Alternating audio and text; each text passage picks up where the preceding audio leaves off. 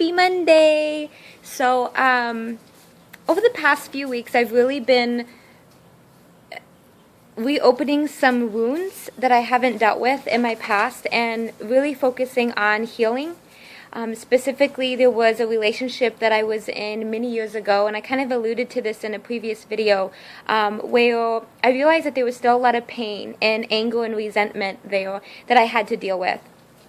And so over the last few weeks, I've really been putting a lot of thought into this and trying to reopen those wounds and to heal.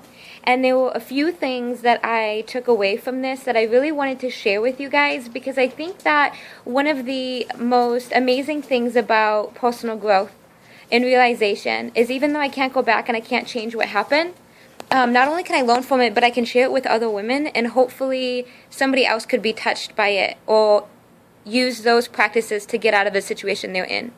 So one of the things that I really meditated on and became aware of was, after our relationship ended, I put all of the accountability on him.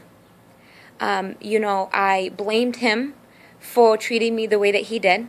I blamed him for the way that it ended. I, pointed the finger and thought he was a horrible, miserable person, and that's why things didn't work out. And regardless of whether the person in the relationship is being respectful or doing things that are not appropriate towards me, mistreating me, putting all those things aside, the truth of the matter is I did have a say in that relationship. I chose to hang out with him. I chose to continue to date him. Even after he mistreated me the first time, I chose to stay in the relationship. I chose to give my heart to him.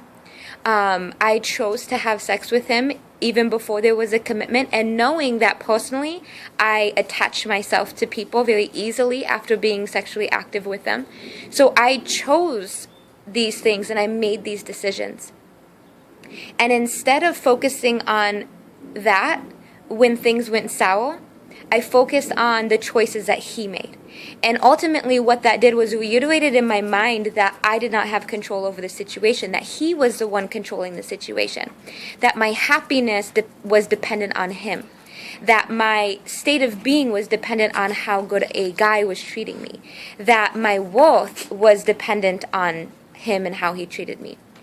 If I would have focused more on what I could control, like I could walk away, I could say no, I could have chosen not to be sexually active with him. If I focus on those things, what it does is reiterates in my mind that I actually do have control in situations.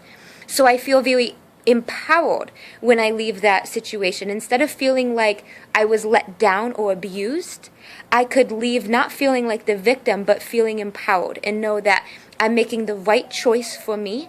I am leaving a situation that I do not belong in, that I do not deserve, and I could leave feeling very comforted in what I was able to control. The other thing that taking accountability allows you to do is to learn from your mistakes. We all make decisions that we look back on that we're not proud of. But it's not the choices that you're making, it's how you're responding once you realize the consequences of those choices. And in this situation, because I didn't focus on the bad decisions that I made, unfortunately I continued to make some of those same bad decisions for years after that, which continued to end up the way that relationship did, which only reiterated in my mind again that I was unworthy and that I had no control and that I kept getting in bad relationships, right?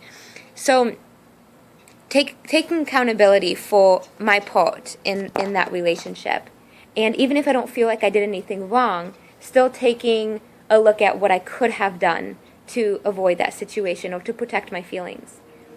The second thing that I learned was forgiveness and the power of forgiveness. This whole time I did not want to forgive him because in my mind he didn't deserve forgiveness. What I've learned is that I shouldn't have forgiven him because he deserved it. I should have forgiven him because I deserved that peace. I deserve not to hold on to this anymore. I deserve to let go of that resentment and that bitterness and to heal and move forward. And that can't possibly happen until I forgive him for what he did.